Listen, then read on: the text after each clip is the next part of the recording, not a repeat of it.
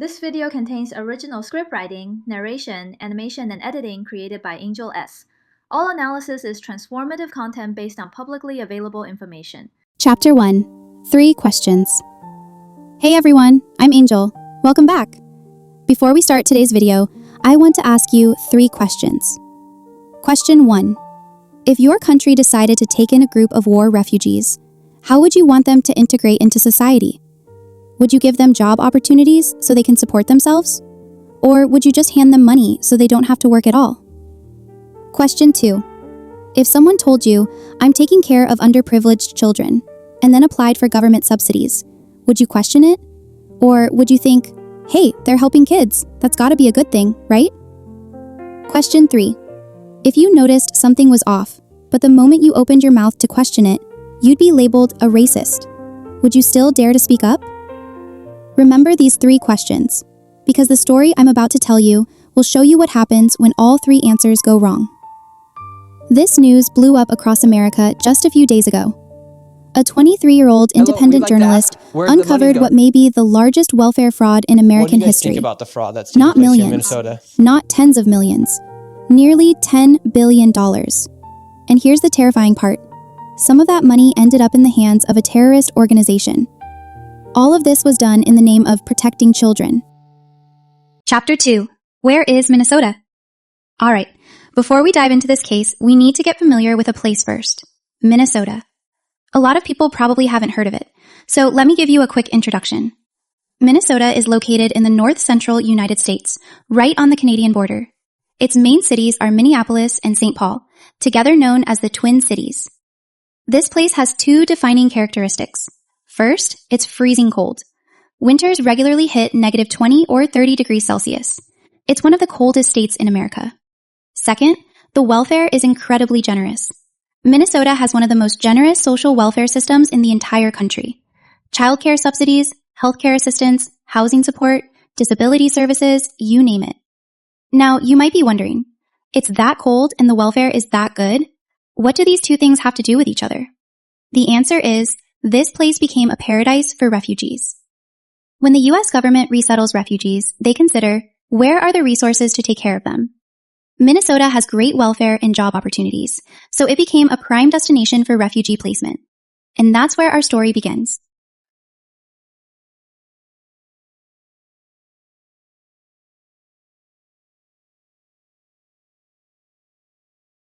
Chapter 3. How did they get here? In 1991, the Somali Civil War broke out. It was a disaster that lasted for decades. The government collapsed, warlords carved up the country, and terrorist groups rose to power. Millions of people were displaced, fleeing their homes.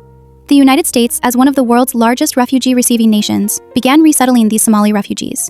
And Minnesota, with its comprehensive welfare system and job opportunities at local meatpacking plants, became a top destination for placement. At first, it was just a few hundred people. But refugee resettlement has a pattern called chain migration. What does that mean? Once one person settles in Minnesota and gets established, they bring their relatives and friends over too. Hey, the welfare here is great. There are jobs, there's community support. Word spreads and more people pour in. 30 years later, Minnesota now has the largest Somali community in all of America, over 100,000 people. Now I need to pause here and say something important. Refugees themselves are not the problem. Fleeing war and seeking a safe life, that's human instinct, and it's a human right. The vast majority of Somali refugees are kind, hardworking, ordinary people who just want to live a decent life. So where's the problem? The problem is this. When a community becomes very insular, very large, and the government is too afraid to provide oversight, that's when people start exploiting loopholes. And when those loopholes involve children, things get especially sinister. Chapter 4. Why does the government hand out this money? Before we get into the fraud, we need to understand something first. What was the original purpose of these welfare programs? The U.S. has a program called CCAP, Child Care Assistance Program. The logic behind it is simple. Low-income parents need to go to work, but child care is expensive. If no one helps watch the kids, the parents can't work. If they can't work, they have no income. And with no income, they can never escape poverty. So the government said, we'll subsidize childcare costs so parents can work without worry. That's a good intention, right? It's about protecting children and supporting vulnerable families. Beyond childcare subsidies, there are many other welfare programs. Medicaid helps low-income people with medical care. HSS helps people pay rent. EIDBI provides early intervention for children with autism. PCA provides personal care assistant services. Where does all this money come from? Part from the federal government, part from the state government, all of it from taxpayers. Good intentions, right? But here's where the problem begins. These programs all share a common weakness. They trust applicants way too much. The government only looks at paperwork. You say you opened a daycare? Great, here's your license. You say you're caring for 50 kids? Great, here's your money. On-site inspections? None. Actually verifying those children exist? None. Why? Because they're afraid of being called discriminatory. Because of Minnesota Nice. Minnesotans are known for being friendly, for not questioning others, for not wanting to cause trouble. And just like that, the perfect loophole emerged. Chapter 5. How was the loophole exploited? Alright, let me tell you how this fraud actually works. Step 1. Open a daycare. Rent a building, hang up a sign, apply for a license. Step 2. Fake the enrollment list. Fill it with names of children who don't exist and claim you're taking care of them. Step 3. Collect the money. The government only checks paperwork, never shows up in person. Every month, they deposit the subsidies straight into your account. It's that simple. Fake daycares, fake children, real cash. Now you might ask, why didn't anyone notice? Why didn't anyone stop it? This is where we need to talk about why this scam was so hard to expose. First, it's a closed community. The Somali community is extremely tight-knit and outsiders can barely get in. They have their own language, their own religion, their own social circles. You want to investigate? Sorry, no one's going to talk to you. Second, political leverage. 100,000 people voting as a bloc? That's enormous political power. Any politician who dares to question this community risks losing the next election, so no one dares to act. Third, accusations of racism. This is the most effective weapon. The moment you open your mouth to question anything, you get labeled a racist, refugee hater, or xenophobe. Who would dare speak up after that? Fourth, Minnesota nice culture. Minnesotans are known for being friendly. They don't like conflict, they don't like questioning others. They say they're taking care of kids, so it must be true, right? And so, the fraud continued year after year. No one checked, no one asked, no one dared to speak. Until a 23-year-old young man decided to go see for himself. Chapter 6. On the Streets. Nick Shirley, 23 years old, independent investigative journalist. He did something no one else dared to do. He actually visited those daycares that were receiving millions of dollars in subsidies, knocked on their doors, and asked one simple question. Where are the children? Joining him on this investigation was a local investigator named David. David had been tracking welfare fraud in Minnesota for 9 years. Over those 9 years, he'd been physically attacked twice just for investigating these cases. But he never gave up. All right, let me show you what they found. Stop number 1, Mako Child Care Center. This daycare received $3 million in government subsidies. David said he'd been monitoring this location for years. He had never seen a single child enter or leave this building. The windows were all blacked out. The doors were always locked. $3 million, 0 children. Stop number 2, ABC Learning Center. Nick walked up and knocked on the door. No answer. He knocked again. Still nothing. The building looked abandoned, but state records showed it was actively receiving childcare subsidies. Stop number 3, Sweet Angel Daycare. This daycare received $1.26 million last year. When Nick asked, "Where are the children?" the people inside panicked. Someone shouted, "It's ICE! Don't open the door!" ICE is U.S. Immigration and Customs Enforcement. They thought the reporter was there to arrest illegal immigrants. They threatened to sue Nick. They called the police. But no one could answer that simple question. Where are the children? Stop number 4, Quality Learning Center. That's right, you read that correctly. Learning was spelled leering. A learning center that can't even spell its own sign. This center receives $1.9 million in childcare subsidies every year. If they can't even spell learning, how are they educating children? The answer is, they're not educating anyone. Stop number 5, a local resident testifies. This resident had lived next to a daycare for 8 years. In 8 years, he had never seen a single child there, not one. But this daycare was licensed to care for over 120 children and received millions in annual subsidies. 8 years, 120 child slots, 0 children. This isn't negligence. This is systematic plunder. Stop number 6. The daycare that got shut down and reopened. Creative Minds childcare was shut down by the government for violations. Guess what happened? The very next day, same location, same staff, new name, back in business, still collecting money. The system has zero safeguards. Stop number 7. 14 healthcare companies in one building.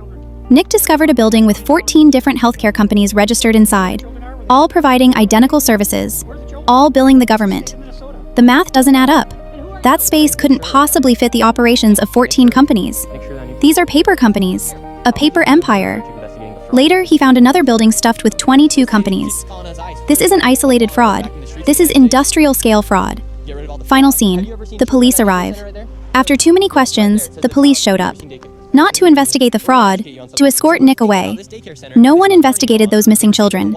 No one looked into that missing money. The only person removed was the one asking questions. Chapter 7. Where did the money go? Alright, by now you're probably asking, where did all that money end up? The answer is more terrifying than you can imagine.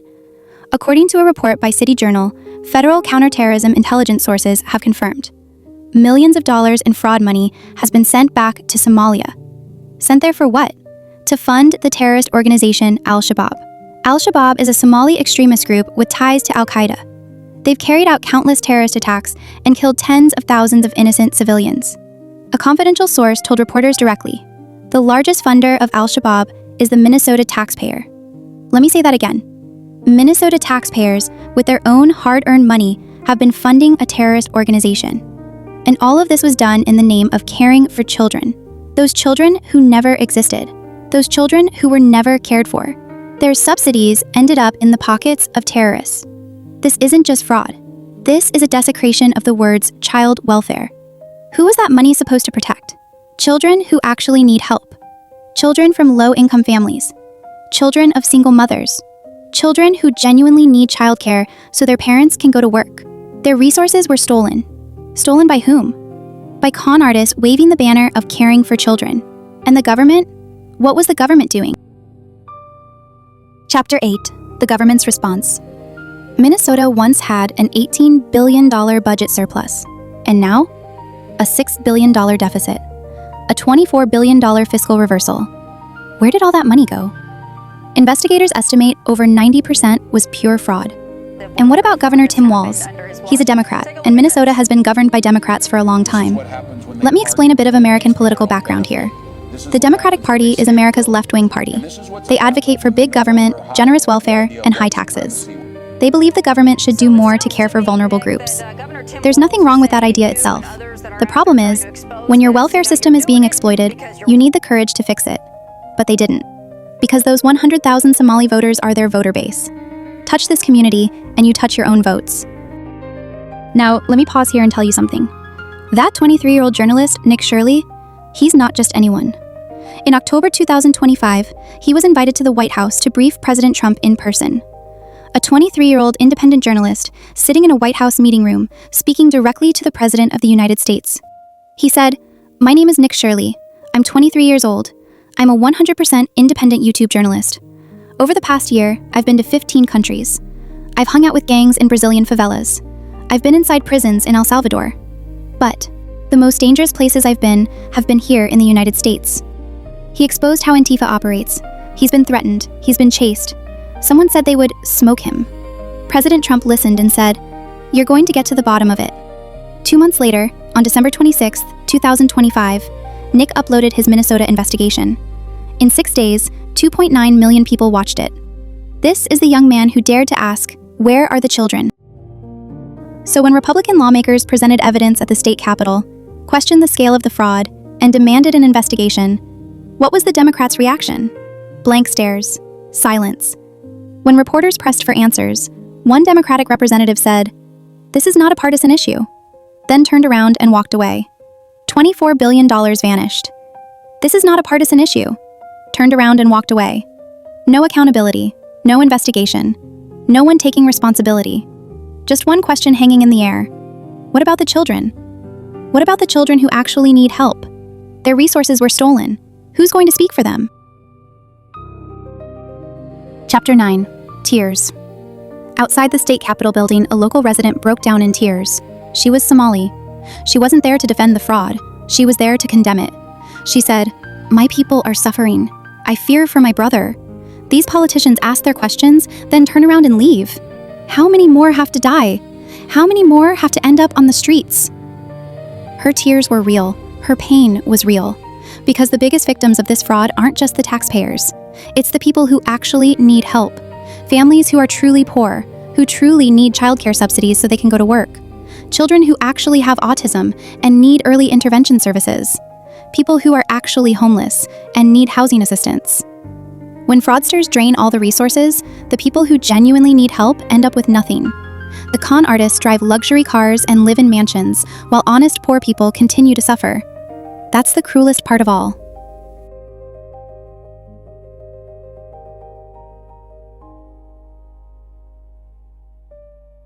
Chapter 10. Answers to the 3 questions. Alright, remember those 3 questions I asked at the beginning? Now let me give you the answers. Question 1. How should refugees integrate into society? The answer is, give them opportunities, but also provide oversight. Welcoming refugees is a demonstration of humanitarianism, but welcoming doesn't mean letting anything go. Any community, any group, needs the rule of law. When you're too afraid of being called discriminatory to enforce oversight, you end up hurting everyone, including the honest, law-abiding majority within that very community. Question 2. If someone says they're caring for children, would you question it? The answer is, you should question it. Protecting children is the most sacred banner in the world, and precisely because of that, it's also the most easily abused banner. Anyone who plays that card can silence their critics, but precisely because children cannot speak for themselves, we have an even greater responsibility to make sure those resources actually reach them. Question 3. If questioning something gets you labeled a racist, would you still speak up?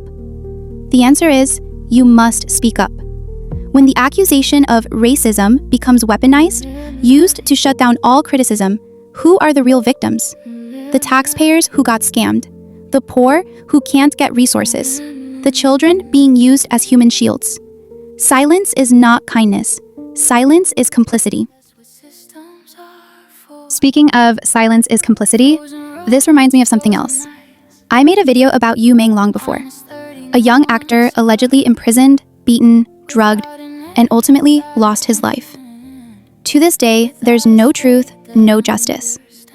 There's a petition on a vase called Justice for Yu Long, with over 740,000 signatures. The goal is 1 million. If you believe silence is not kindness, the link is in the description. Take 10 seconds to sign. Let more people see this. Alright, back to the Minnesota story. So what does any of this have to do with you? You live in Taiwan, in France, in Japan. What does a fraud case in Minnesota have to do with you? A lot, actually. Because this isn't just an American story. This is a story about human nature. Anywhere there's a generous welfare system, someone will try to exploit it. Anywhere there's a sacred topic that can't be questioned, someone will use it to commit crimes. Anywhere politicians value votes more than truth, corruption will grow. The lesson of the story is, kindness requires wisdom. Trust requires verification. And silence is not a virtue. There's a line from the movie Mo Money. They said I robbed from the rich, but what I really robbed was hope from the poor. What those fraudsters stole wasn't just taxpayer money. They stole resources from the truly vulnerable. They stole children's futures. They stole people's trust in the welfare system. That's worse than stealing money. That's why I made this video, because some truths need to be told. I'm Angel. If you enjoy this kind of in-depth investigative content, remember to subscribe and hit that notification bell. See you next time. May light be with you.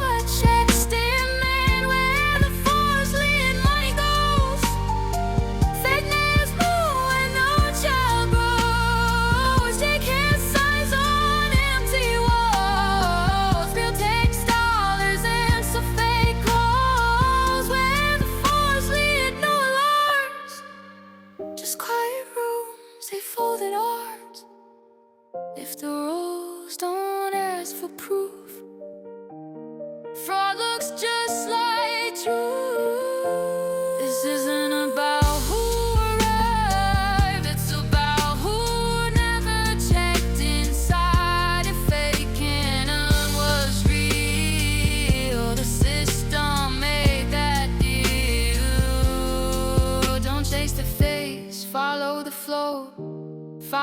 point, they chose not to know.